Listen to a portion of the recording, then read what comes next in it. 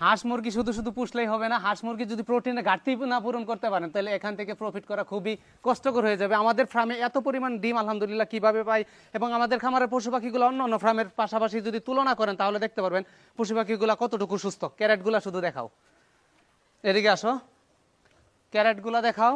Beetle আমি আবারও বলতেছি, যারা এই চাষ পদ্ধতি শিখতে চাচ্ছেন, যদি মনে হয় এখান থেকে শিখে আপনার পশু পাখির ফার্মের প্রোটিনের ঘাটতি পূরণ করবেন, তাহলে চাইলে আমাদের পেজটা পাশে রাখতে পারেন, ফলো দিয়ে পাশে থাকতে পারেন। আমরা পেজের ভিতরে কিন্তু ধাপে ধাপে সব চাষ পদ্ধতি শিখাচ্ছি।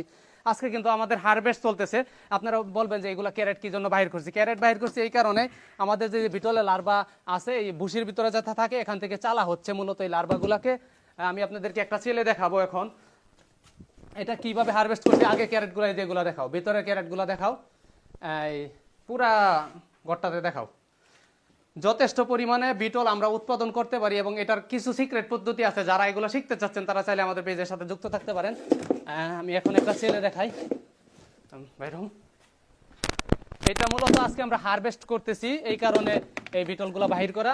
এই যে এভাবে যখন বিটল আমরা সংগ্রহ করি, শেষ, এটার ভিতরে সব হারভেস্ট হয়ে গেছে। এটা অলরেডি এইভাবেই আমরা মূলত এই বিটলগুলো হারভেস্ট করি। আর নিচে যে ভুসিটা পড়ছে, এই যে ভুসিটা দেখতে পাচ্ছেন, এটা আমাদের পুকুরে আমাদের যে মাছগুলো আছে মাছকে খাবার হিসাবে দিয়ে দিই। আর